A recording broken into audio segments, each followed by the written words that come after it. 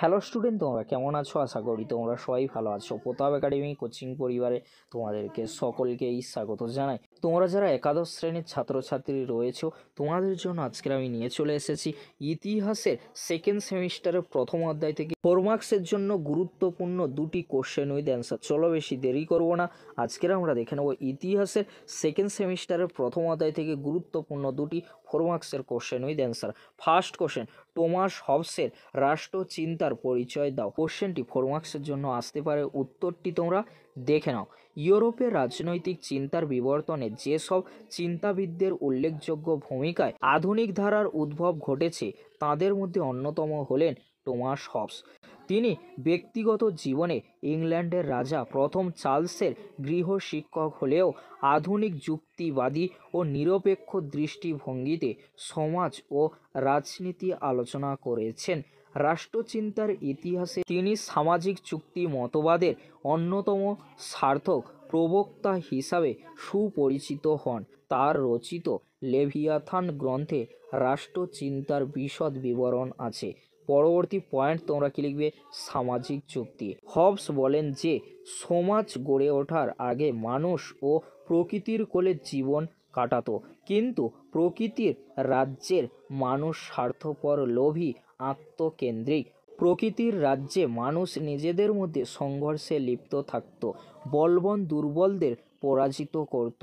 এই দুর্বিষহ অবস্থা থেকে মুক্তি পাওয়ার আশায় মানুষ চুক্তির দ্বারা সমাজ গঠন করে। যাবতীয় প্রাকৃতিক অধিকার সার্বভৌম শাসকের হাতে অর্পণ করল। পরবর্তী পয়েন্ট কি রয়েছে তোমরা দেখে নাও, সার্বভৌমিকতা। হবসের মতে মানুষ ঐক্যবদ্ধ হয়ে রাষ্ট্রের সর্বোচ্চ কর্তৃপক্ষের হাতে নিঃশর্তভাবে তাদের ক্ষমতা অর্পণ করেছে, যার ফলে বৃহদায়তন, শক্তিশালী ও সার্বভৌম ক্ষমতা সম্পন্ন রাষ্ট্রের সৃষ্টি হয়েছে। তার ধারণায় সার্বভৌম ক্ষমতা হলো মানুষের এমন এক চূড়ান্ত ক্ষমতা যার মাধ্যমে রাষ্ট্রীয় কর্তৃপক্ষ রাষ্ট্রের এবং জনসাধারণের নিরাপত্তা রক্ষা করেন। পরবর্তী পয়েন্ট তোমরা কি লিখবে? রাষ্ট্র ও সরকারের রূপ। রাজতন্ত্র, অভিজাততন্ত্র এবং গণতন্ত্র, এই 3 ধরনের রাষ্ট্র বা সরকারের মধ্যে হবস রাজতন্ত্রকে শ্রেষ্ঠ শাসন ব্যবস্থা বলে মনে করেন। রাষ্ট্র পরিচালনায় তিনি রাজার নিরঙ্কুশ ও সার্বভৌম ক্ষমতাকে সমর্থন করেছেন। পরবর্তী পয়েন্ট তোমরা কি লিখবে? ব্যক্তি স্বাতন্ত্র্যবাদ। হবসের চিন্তায় ব্যক্তি তার নিজের স্বার্থ সিদ্ধির জন্য সদা সচেষ্ট। রাষ্ট্র ব্যক্তির জন্য সৃষ্টি হয়েছে, ব্যক্তি রাষ্ট্রের জন্য নয়। ব্যক্তির নিরাপত্তা ও মঙ্গল সাধনই রাষ্ট্রের অন্যতম উদ্দেশ্য। এবারে তোমরা লিখবে উপসংহার। পরিশেষে বলা যায় যে হবসের চিন্তাধারার দ্বারা পরবর্তীকালে মিল ও বেন্থাম প্রভাবিত হয়ে উপযোগবাদ নামে নতুন এক দর্শনের সৃষ্টি করেন। তাঁর রাষ্ট্র দর্শনে রাষ্ট্রশক্তির উদ্যোক্তা হিসাবে ঈশ্বরের বদলে মানুষকে স্থান দিয়ে রাষ্ট্রচিন্তার জগতে এক বৈপ্লবিক পরিবর্তন আনেন। এবারে তোমরা দেখে নাও পরবর্তী যে কোশ্চেনটি রয়েছে, যে কোশ্চেনটি অত্যন্ত গুরুত্বপূর্ণ 4 বা 8 মার্কসের জন্য। ম্যাকিয়াভেলি রাষ্ট্রচিন্তার বৈশিষ্ট্যগুলি উল্লেখ করো। ম্যাকিয়াভেলি হচ্ছেন একজন আদি আধুনিক রাষ্ট্রচিন্তাবিদ। জন্ম ইতালির ফ্লোরেন্স শহরে 1469 সালে। তিনি ছিলেন একধারে একজন কৃতি নাট্যকার, ঐতিহাসিক ও রাষ্ট্রচিন্তাবিদ। আধুনিক রাষ্ট্রচিন্তার ভিত্তি প্রতিষ্ঠার কারণে তিনি আধুনিক রাষ্ট্রচিন্তার জনক হিসাবে খ্যাতি লাভ করেছেন। পরবর্তী পয়েন্ট কি রয়েছে তোমরা দেখে নাও, ম্যাকিয়াভেলির রাষ্ট্রচিন্তার বৈশিষ্ট্য। নিকোলো ম্যাকিয়াভেলি তাঁর বিখ্যাত গ্রন্থ দ্য প্রিন্স এ আধুনিক রাষ্ট্রচিন্তার কিছু বৈশিষ্ট্য উল্লেখ করেছেন। ফার্স্ট পয়েন্ট, মানব প্রকৃতি। দ্য প্রিন্স গ্রন্থে ম্যাকিয়াভেলি মানুষকে একটি আত্মকেন্দ্রিক, স্বার্থপর, লোভী, সুবিধাবাদী ও ন্যায় নীতিবোধহীন চরিত্ররূপে বর্ণনা করেছেন।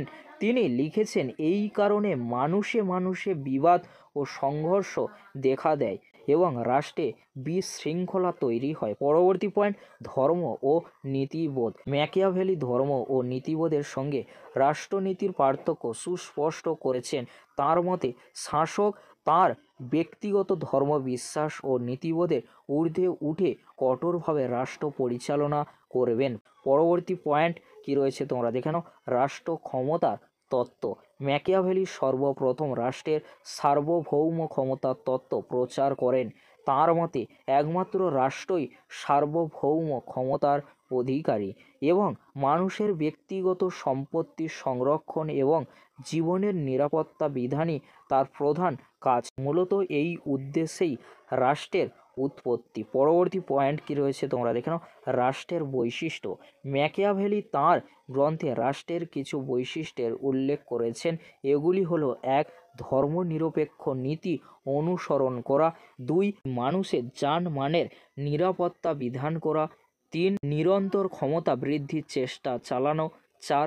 সরকারের জনপ্রিয়তা বৃদ্ধির লক্ষ্যে কাজ করা এবং প্রশাসনে জনগণের অংশগ্রহণের সুযোগ সৃষ্টি করা। পরবর্তী পয়েন্ট কি রয়েছে তোমরা দেখে নাও, অর্থাৎ 5 নম্বর পয়েন্ট, রাষ্ট্রের স্বরূপ। দ্য প্রিন্স গ্রন্থে ম্যাকিয়াভেলি রাষ্ট্র ও সরকারকে মূলত 3 ভাগে ভাগ করেছেন: রাজতন্ত্র, অভিজাততন্ত্র ও নিয়মতান্ত্রিক গণতন্ত্র। পরবর্তী পয়েন্ট কি রয়েছে তোমরা দেখে নাও। রাজতন্ত্রের স্বরূপ। ম্যাকিয়াভেলি রাজতন্ত্রকে একটি সাহসী, দৃঢ় ও শৌর্য-বীর্য সম্পন্ন বীরত্বের প্রতীক হিসেবে উপস্থাপন করেছেন। এখানে রাজা হচ্ছেন এমন একজন ব্যক্তিত্ব যিনি দ্রুত সিদ্ধান্ত গ্রহণ, শক্তিশালী প্রতিরক্ষা বাহিনী গঠন, 3. বিরোধী শক্তিকে কঠোর হাতে দমন এবং 4. নিজেকে জনগণের কাছে জনপ্রিয় করে তোলার চেষ্টা করবেন। সেই সঙ্গে 5. তিনি নিজে একজন দক্ষ যোদ্ধা হবেন। এবারে তোমরা দেখে নাও পরবর্তী যে পয়েন্টটি রয়েছে 7 নম্বর পয়েন্ট, প্রজাতন্ত্রের স্বরূপ। ম্যাকিয়াভেলি প্রজাতান্ত্রিক শাসনকে মুক্ত রাষ্ট্র অর্থাৎ ফ্রি স্টেট বলে অভিহিত করেছেন। তার মতে প্রজাতন্ত্র হলো শ্রেষ্ঠত্ব শাসন ব্যবস্থা এবং জনগণের কণ্ঠই হলো এখানে ঈশ্বরের কণ্ঠ। পরবর্তী পয়েন্ট কি রয়েছে তোমরা দেখে নাও। ভালো মন্দের বিশ্লেষণ। তিনি সিসেরোর প্রাকৃতিক আইন তত্ত্বের বিরোধিতা করেছেন। তার মতে যে বিষয়গুলি রাষ্ট্র বা সমাজের স্বার্থ রক্ষা করে তাই ভালো, আর যেগুলো তা করে না সেগুলোই মন্দ। গভীরভাবে বিশ্লেষণ করলে ম্যাকিয়াভেলির রাষ্ট্রতত্ত্বে কিছু সীমাবদ্ধতা লক্ষ্য করা যায়। তা সত্ত্বেও আধুনিক রাষ্ট্রতত্ত্বের উদ্ভব ও বিকাশে তাঁর অবদান অনস্বীকার্য। প্রকৃত অর্থেই তিনি ছিলেন আধুনিক রাষ্ট্রচিন্তার পথ প্রদর্শক। এই ছিল আজকের আলোচনা। যদি ভিডিওটি হেল্পফুল হয়ে থাকে অবশ্যই ফ্রেন্ডদের কাছে বেশি বেশি করে শেয়ার করে দিও। আজকের এতটুকু। পরবর্তীতে দেখা হচ্ছে নেক্সট কোনো একটি ভিডিওতে। ভিডিওটি দেখার জন্য তোমাদেরকে অসংখ্য ধন্যবাদ।